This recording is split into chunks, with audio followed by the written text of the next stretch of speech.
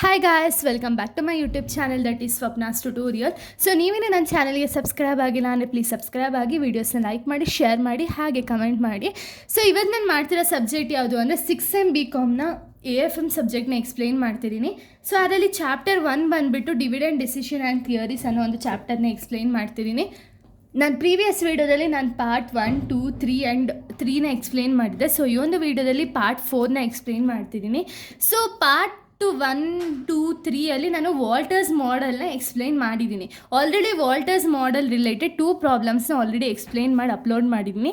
So ಈ ಒಂದು ವಿಡಿಯೋದಲ್ಲಿ ಗಾರ್ಡನ್ಸ್ ಮಾಡೆಲ್ ರಿಲೇಟೆಡ್ ಪ್ರಾಬ್ಲಮ್ಸ್ನ ಯಾವ ರೀತಿ ನಾವು ಸಾಲ್ವ್ ಮಾಡಬೇಕು ಅಂತ ಹೇಳಿ ಈ ಒಂದು ವಿಡಿಯೋದಲ್ಲಿ ಎಕ್ಸ್ಪ್ಲೈನ್ ಮಾಡ್ತಿದ್ದೀನಿ.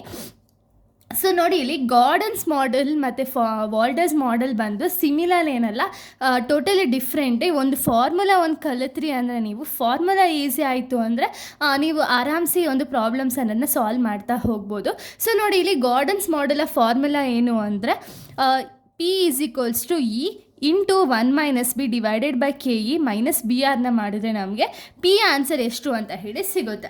ಸೊ ಇದ್ರ ರಿಲೇಟೆಡ್ ಒಂದು ಪ್ರಾಬ್ಲಮ್ನ ಇವತ್ತು ನಾವು ಸಾಲ್ವ್ ಮಾಡ್ತಾ ಹೋಗೋಣ. ಸೊ ನೋಡಿ, ಇಲ್ಲಿ ನಮ್ಗೆ ಇಲ್ಲೊಂದು ಪ್ರಾಬ್ಲಮ್ನ ಕೊಟ್ಟಿದ್ದಾರೆ. ಏನು ಅಂದರೆ the following information is available. ಈ ಒಂದು ಸ್ವಲ್ಪ ಇನ್ಫಾರ್ಮೇಷನ್ನ ಕೊಟ್ಟಿದ್ದಾರೆ. ಏನೇನೇನ ಇನ್ಫಾರ್ಮೇಷನ್ ಕೊಟ್ಟಿದ್ದಾರೆ ಅಂದರೆ R = 12%, K = 20%, E = 20% of A limited. So A limited ಡೀಟೇಲ್ಸ್ನೆಲ್ಲ ಕೊಟ್ಟಿದ್ದಾರೆ. R ಬಂದುಬಿಟ್ಟು 12%ನ ಕೊಟ್ಟಿದ್ದಾರೆ. ಬರೀ R ಒಂದೇ ಕೊಟ್ಟಿರೋ ರೀಸನಿಂದ ಇದನ್ನು ನೀವು ಕನ್ವರ್ಟ್ ಮಾಡ್ಕೋಬೇಕಾಗುತ್ತೆ. 12 ಡಿವೈಡೆಡ್ ಬೈ 100 ಮಾಡಿದಾಗ 0.12 ಬರುತ್ತೆ.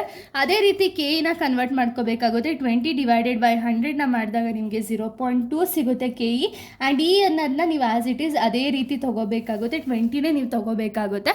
ಇನ್ನು ನಮಗೆ ಡೀಟೇಲ್ಸ್ನ ಕೊಟ್ಟಿದ್ದಾರೆ. ಇಲ್ಲಿ A ಲಿಮಿಟೆಡ್ನ ಸ್ವಲ್ಪ ಡೀಟೇಲ್ಸ್ನ ಕೊಟ್ಟಿದ್ದಾರೆ. ಏನೇನು ಅಂದರೆ ABCD ಅಂತ ಹೇಳಿ ಕೊಟ್ಬಿಟ್ಟು ಡಿವಿಡೆಂಡ್ ಪೇಔಟ್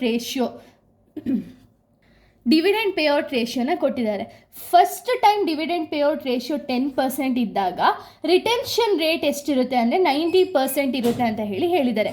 ಅದೇ ರೀತಿ next time dividend payout ratio ಬಂದು 20% ಇದ್ದಾಗ ರಿಟೆನ್ಷನ್ ರೇಟ್ ಬಂದು 80% ಅಂತ ಹೇಳಿದ್ದಾರೆ.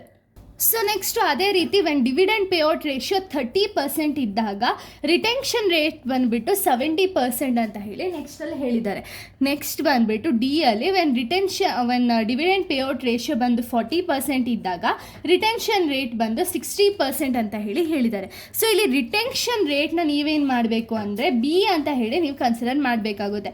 ಡಿವಿಡೆಂಡ್ ಪೇಔಟ್ ರೇಷಿಯೋ ಬಂದುಬಿಟ್ಟು ಇವಾಗ ನೀವು ಪ್ರೀವಿಯಸ್ ವಾಲ್ಟರ್ಸ್ ಮಾಡೆಲಲ್ಲಿ ಯಾವ ರೀತಿ ಸಾಲ್ವ್ ಮಾಡಿದ್ರು ಅದೇ ರೀತಿ ಇಲ್ಲಿ ಸಾಲ್ವ್ ಮಾಡ್ತಾ ಹೋಗ್ಬೇಕು ಅಷ್ಟೇ. When dividend payout ratio is 10%, first 10% ಇದ್ದಾಗ ಎಷ್ಟು ರಿಟೆನ್ಷನ್ ರೇಟ್ ಇರುತ್ತೋ ಆ ಬೇಸಿಸ್ ಮೇಲೆ ಕ್ಯಾಲ್ಕುಲೇಟ್ ಮಾಡ್ತಾ ಹೋಗಬೇಕು.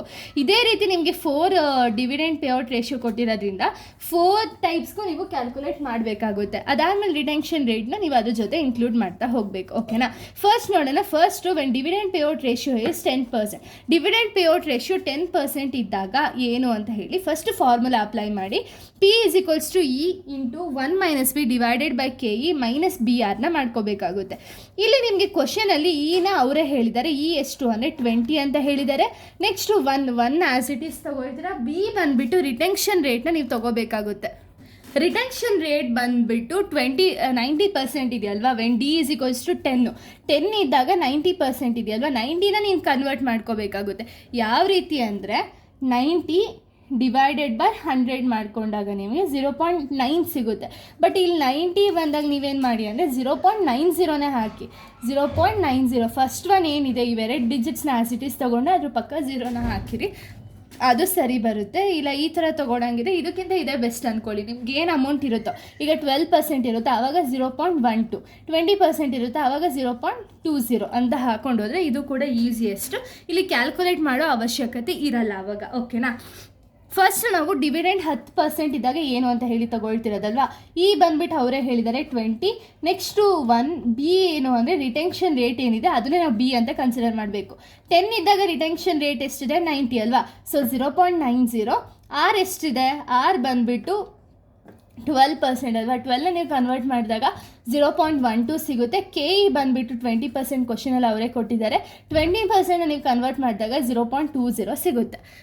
ಸೊ ಇಷ್ಟನ್ನು ಬರ್ಕೊಂಡ್ಮೇಲೆ ಫಾರ್ಮುಲಾದಲ್ಲಿ ನೀವು ಸಬ್ಸ್ಟಿಟ್ಯೂಟ್ ಮಾಡ್ತಾ ಹೋಗಬೇಕಾಗುತ್ತೆ. ಫಸ್ಟು E ಎಷ್ಟಿದೆ? E ಬಂದು 20 ಇಂಟು 1 - ಬಿ ಎಷ್ಟಿದೆ 0.90 ಡಿವೈಡೆಡ್ ಬೈ ಕೆ ಇ ಎಷ್ಟಿದೆ 0.90 ಮೈನಸ್ ಬಿ ಬಂದುಬಿಟ್ಟು 0.90 ಇಂಟು ಆರ್ ಎಷ್ಟಿದೆ ಆರ್ ಯಾವುದು ಆರ್ ಇಸ್ ಈಕ್ವಲ್ಸ್ 0.10 ಅಂತಲೂ ಹಾಕೋಬೋದು. ಸಾರಿ ಇದೆಲ್ಲ R is equals 0.12. So into 0.12 ಮಾಡಿದಾಗ ನಿಮಗೆ ಫಸ್ಟ್ ನೀವು ಯಾವ ಥರ ಕ್ಯಾಲ್ಕುಲೇಟ್ ಮಾಡೋದು ಅಂತ ಫಸ್ಟ್ ಒನ್ನಲ್ಲಿ ಮಾತ್ರ ಹೇಳ್ತಿದ್ದೀನಿ. ಫಸ್ಟ್ 20ನ ಆ್ಯಸ್ ಇಟ್ ಈಸ್ ಬರ್ಕೊಂಡ್ಮೇಲೆ 1 ಮೈನಸ್ 0.90 ಮಾಡಿದಾಗ ನಿಮಗೆ 0.1 ಸಿಗುತ್ತೆ. ಡಿವೈಡೆಡ್ ಬೈ 0.20ನ ಆ್ಯಸ್ ಇಟ್ ಈಸ್ ಬರೀರಿ, ಮೈನಸ್ನು ಆ್ಯಸ್ ಇಟ್ ಈಸ್ ಬರೀರಿ. 0.90 ಇಂಟು 0.12 ಮಾಡಿದಾಗ 0.108 ಸಿಗುತ್ತೆ. ಅದಾದಮೇಲೆ ಇಂಟು ಮಾಡ್ತಾ ಹೋಗಬೇಕಾಗುತ್ತೆ. 20 ಇಂಟು 0.1 ಮಾಡಿದಾಗ 2 ಬರುತ್ತೆ. ಡಿವೈಡೆಡ್ ಬೈ 0.20 ಮೈನಸ್ 0.108 ಮಾಡಿದಾಗ ನಿಮಗೆ 0.092 ಸಿಗುತ್ತೆ. ಇವೆರಡನ್ನೂ ಡಿವೈಡ್ ಮಾಡಿದಾಗ ನಿಮಗೆ ಪಿ ಇಸ್ ಈಕ್ವಲ್ಸ್ 21.74 ಸಿಗುತ್ತೆ. ಓಕೆನಾ, ಇದು ಫಸ್ಟ್ ಒನ್ ಕಂಪ್ಲೀಟ್ ಆಯಿತು. ನೋಡಿ ಫಸ್ಟ್ ಒನ್ ಬಂದುಬಿಟ್ಟು ನಾವು ವೆನ್ ಡಿವಿಡೆಂಡ್ ಪೇಔಟ್ ರೇಷಿಯೋ 10% ಇದ್ದು ರಿಟೆನ್ಷನ್ ರೇಟು ಬಿನ 90% ಅಂತ ಹೇಳಿ ಕನ್ಸಿಡರ್ ಮಾಡಿದ್ವಿ. ಸೆಕೆಂಡ್ ಒನ್ ನೀವು ನೋಡೋದಾದರೆ when dividend payout ratio 20% and retention rate ಬಂದು 80%ನ ಹೇಳಿದ್ದಾರೆ. ಸೇಮ್ ಫಾರ್ಮುಲಾನ ಅಪ್ಲೈ ಮಾಡೋಣ. ಎಲ್ಲ ಡೀಟೇಲ್ಸು ಸೇಮ್ ಇರುತ್ತೆ, ಬಟ್ ರಿಟೆನ್ಷನ್ ರೇಟ್ ಮಾತ್ರ ಡಿಫರ್ ಆಗುತ್ತೆ ಅಷ್ಟೇ. When dividend payout ratio is 20% ಇದ್ದಾಗ ಬಿ ಎಷ್ಟಿದೆ 80% ಅಲ್ವಾ, ಇದೊಂದೇ ಚೇಂಜಸ್ ಆಗೋದು. ಸೊ ಇದೊಂದೇ ಮಾತ್ರ ನಾನು ಬರೆದಿದ್ದೀನಿ. 80%ನ ಕನ್ವರ್ಟ್ ಮಾಡಿದಾಗ ನಿಮ್ಗೆ ಎಷ್ಟಾಗುತ್ತೆ 0.80 ಬರುತ್ತೆ. ಇನ್ನು ಸೇಮ್ ಇಲ್ಲಿ ಏನಿದೆಯೋ ಅದೇ ಅಮೌಂಟ್ನು ಇಲ್ಲೇ ರಿಪೀಟ್ ಮಾಡಬೇಕಾಗುತ್ತೆ. ಸೊ ಫಾರ್ಮುಲಾ ಏನಿದೆ P is equals to E into 1 minus B divided by K E minus B ಆರ್ನ ಮಾಡ್ಕೋಬೇಕಾಗುತ್ತೆ. ಇ ಎಷ್ಟಿದೆ 20 ಇಂಟು 1 ಮೈನಸ್ ಬಿ ಎಷ್ಟಿದೆ, ಬಿ ಒಂದೇ ಇಲ್ಲಿ ಚೇಂಜಸ್ ಆಗೋದು, ಇನ್ನೊಂದು ಸರಿ ಹೇಳ್ತೀನಿ, ಬಿ ಒಂದೇ ಚೇಂಜಸ್ ಆಗೋದು 0.80 ಡಿವೈಡೆಡ್ ಬೈ ಕೆ ಇ ಬಂದುಬಿಟ್ಟು 0.20 ಇದೆ. ಸೊ ನೋಡಿ ಕೆ ಇ ಬಂದುಬಿಟ್ಟು 20 ಇದೆ. So 0.20 minus B into R ಅಲ್ವಾ, ಬಿ ಎಷ್ಟಿದೆ 0.80 ಇಂಟು ಆರ್ ಬಂದುಬಿಟ್ಟು 12%. ಸೊ 0.12 ಮಾಡಿದಾಗ ನಿಮಗೆ 20 ಇಂಟು 0.2 ಡಿವೈಡೆಡ್ ಬೈ 0.20 ಮೈನಸ್ 0.096 ಬರುತ್ತೆ. ಇದನ್ನು ಮತ್ತೆ ಸಿಂಪ್ಲಿಫೈ ಮಾಡಿದಾಗ ನಮಗೆ 4 ಡಿವೈಡೆಡ್ ಬೈ 0.104 ಬರುತ್ತೆ. ಸೊ ಫೈನಲ್ ಆನ್ಸರ್ ಬಂದು ಪಿ ಇಸ್ ಈಕ್ವಲ್ಸ್ ಟು 38.46 ಬರುತ್ತೆ. ಸೊ ಇವಾಗ ನಾವು ಎರಡು ಕ್ಯಾಲ್ಕುಲೇಟ್ ಮಾಡಿದೆವು, ಒಂದು ಏನು ಮುಗೀತು, ಇನ್ನೊಂದು ಬಿ ಕೂಡ ಕಂಪ್ಲೀಟ್ ಆಯಿತು. ಲಾಸ್ಟ್ ಉಳಿದಿರೋದು ಯಾವುದು ಸಿ ಬಂದುಬಿಟ್ಟು ಡಿವಿಡೆಂಡ್ ಪೇಔಟ್ ರೇಷಿಯೋ ಎಷ್ಟಿದೆ 30%, ರಿಟೆನ್ಷನ್ ರೇಟ್ ಎಷ್ಟಿದೆ 70%. ಇಲ್ಲಿ ರಿಟೆನ್ಷನ್ ರೇಟ್ ಮಾತ್ರ ಚೇಂಜಸ್ ಆಗುತ್ತೆ. ಡಿವಿಡೆಂಡ್ ಪೇಔಟ್ ರೇಷಿಯೋ ಇಸ್ 30% ಇದ್ದಾಗ ಏನು ಅಂತ ಹೇಳಿ ಇಲ್ಲಿ ಕ್ಯಾಲ್ಕುಲೇಟ್ ಮಾಡ್ತೀವಿ. ಸೊ ನೋಡಿ when dividend payout ratio is 30%, retention rate ಅಂದರೆ ಬಿ ಇಸ್ ಈಕ್ವಲ್ಸ್ ಟು 70% ಬರುತ್ತೆ. 70 ನೀವು ಕನ್ವರ್ಟ್ ಮಾಡಿದಾಗ 0.70 ಸಿಗುತ್ತೆ. ಇನ್ನು ಫಾರ್ಮುಲಾ ಏನು ಅಂದರೆ P is equals to E into 1 minus B divided by K E minus B ಆರ್ನ ಮಾಡಬೇಕಾಗುತ್ತೆ. ಇಲ್ಲಿ ಇ ಎಷ್ಟಿದೆ, ಇ ಬಂದುಬಿಟ್ಟು ಕ್ವಶನಲ್ಲಿ ಅವರೇ ಹೇಳಿದ್ದಾರೆ 20 ಇಂಟು 1 ಮೈನಸ್ ಬಿ ಎಷ್ಟಿದೆ 0.70 ಡಿವೈಡೆಡ್ ಬೈ ಕೆ ಇ ಎಷ್ಟಿದೆ ಕ್ವಶನಲ್ಲೇ ಇದೆ. ಸೊ ಕೆ ಇ ಎಲ್ಲದಕ್ಕೂ ಸೇಮೇ ಇದೆ, ಯಾವುದ್ರಲ್ಲೂ ಡಿಫರ್ ಆಗಿಲ್ಲ. ಸೊ ಅದೇ ರೀಸನ್ಗೆ ಕೆ ಇ ಬಂದುಬಿಟ್ಟು ಸೇಮ್ ಆ್ಯಸ್ ಇಟ್ ಈಸ್ ತಗೊಳ್ತೀರಾ. ಕೆ ಇ ಬಂದು 0.20 ಮೈನಸ್ ಬಿ ಬಂದು 0.70 ಇಂಟು 0.12 ಬಂದುಬಿಟ್ಟು ಆರ್. ಇಷ್ಟನ್ನು ಸಿಂಪ್ಲಿಫೈ ಮಾಡಿದಾಗ ಫಸ್ಟ್ ಆ್ಯಸ್ ಇಟ್ ಈಸ್ 20ನ ಹಾಕೊಳ್ತೀರಾ. 1 ಮೈನಸ್ 0.70 ಮಾಡಿದಾಗ 0.3 ಬರುತ್ತೆ. Divided by 0.20 as it is ಹಾಕೊಳ್ತೀರಾ. ಇವೆರಡನ್ನು ಇಂಟು ಮಾಡಿದಾಗ ನಿಮಗೆ 0.084 ಸಿಗುತ್ತೆ. ಮತ್ತೆ ಇವೆರಡನ್ನು ಸಿಂಪ್ಲಿಫೈ ಮಾಡಿದಾಗ 6 ಡಿವೈಡೆಡ್ ಬೈ 0.116 ಬರುತ್ತೆ. ಇವೆರಡನ್ನು ಸಿಂಪ್ಲಿಫೈ ಮಾಡಿದಾಗ ನಿಮಗೆ ಪಿ ಇಸ್ ಈಕ್ವಲ್ಸ್ ಟು 51.72 ಸಿಗುತ್ತೆ. ಓಕೆನಾ, ಇದು ನೆಕ್ಸ್ಟು ಸಿಗೆ ಆನ್ಸರ್ ಸಿಕ್ಕಿದೆ. ಇನ್ನು ಲಾಸ್ಟ್ ಉಳಿದಿರೋದು ನಮಗೆ ಯಾವುದು ಡಿ. ಇವಾಗ ಏನು ಮುಗೀತು, ಬಿನು ಮುಗೀತು, ಸಿನು ಮುಗೀತು. ಲಾಸ್ಟ್ ಉಳಿದಿರೋದು ಯಾವುದು ಡಿ ಅಲ್ಲಿ ಫಸ್ಟು ಡಿವಿಡೆಂಡ್ ಪೇಔಟ್ ರೇಷಿಯೋ ಬಂದು 40% ಆ್ಯಂಡ್ ರಿಟೆನ್ಷನ್ ರೇಟ್ ಬಂದು 60% ಅಲ್ವಾ. ಸೊ ಡಿವಿಡೆಂಡ್ ಪೇಔಟ್ ರೇಷಿಯೋ ಎಷ್ಟಿದೆ 40%, ರಿಟೆನ್ಷನ್ ರೇಟ್ ಒಂದೇ ಚೇಂಜಸ್ ಆಗೋದು ಅಂತ ಹೇಳಿದೆ. ರಿಟೆನ್ಷನ್ ರೇಟ್ ಬಂದುಬಿಟ್ಟು 60%ನ ನಾವು 0.60 ಅಂತ ಹೇಳಿ ಕನ್ವರ್ಟ್ ಮಾಡ್ಕೊಳ್ತೀವಿ. ಸೊ ಇಲ್ಲಿ ನಮಗೆ ಫಾರ್ಮುಲಾ ಏನು ಅಂದರೆ P is equals to E 1 minus B divided by K E minus B ಆರ್ನ ಮಾಡಿದ್ರೆ ನಮಗೆ ಆನ್ಸರ್ ಸಿಗುತ್ತೆ ಪಿ ಎಷ್ಟು ಅಂತ.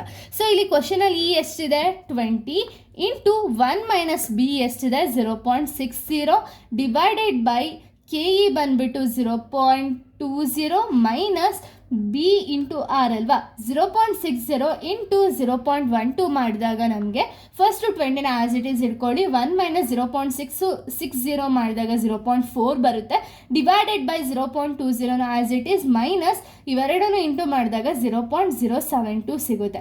ಮತ್ತು ಇವೆರಡೂ ಸಿಂಪ್ಲಿಫೈ ಮಾಡಿದಾಗ 8 ಡಿವೈಡೆಡ್ ಬೈ 0.1 8 ಸಿಗುತ್ತೆ. ಇವೆರಡೂ ಸಿಂಪ್ಲಿಫೈ ಮಾಡಿದಾಗ 62.5 ಸಿಗುತ್ತೆ. ಸೊ ಇಲ್ಲಿಗೆ ಈ ಒಂದು ಪ್ರಾಬ್ಲಮ್ ಅನ್ನೋದು ಕಂಪ್ಲೀಟ್ ಆಗುತ್ತೆ. ನೋಡಿ, ನಿಮಗೆ ಇನ್ನೊಂದು ಸತಿ ಹೇಳೋದಾದರೆ ಫಸ್ಟು ಒಂದೊಂದೇ ತೊಗೊಂಡು ಕ್ಯಾಲ್ಕುಲೇಟ್ ಮಾಡ್ತಾ ಹೋಗ್ತೀರಾ. ಸೊ ಇವಾಗ ಫಸ್ಟ್ 10 ಅಂತ ತೊಗೊಂಡ್ರೆ ರೇಷಿಯೋ, ರಿಟೆನ್ಷನ್ ರೇಟ್ ಮಾತ್ರ ಚೇಂಜಸ್ ಆಗ್ತಾ ಹೋಗುತ್ತೆ, ಇನ್ ರಿಮೈನಿಂಗ್ ಎಲ್ಲಾನು ಕೂಡ ಆ್ಯಸ್ ಇಟ್ ಈಸ್ ಇರುತ್ತೆ. ಸೊ ಇಲ್ಲಿಗೆ ಇದು ಫಸ್ಟ್ ಪ್ರಾಬ್ಲಮ್ನ ಕಂಪ್ಲೀಟ್ ಆಗಿದೆ. Next problem regarding to Gordon's model next problem ಬಂದುಬಿಟ್ಟು ನೆಕ್ಸ್ಟ್ ವೀಡಿಯೋದಲ್ಲಿ ಅಪ್ಲೋಡ್ ಮಾಡ್ತೀನಿ. So thank you guys, thanks for watching.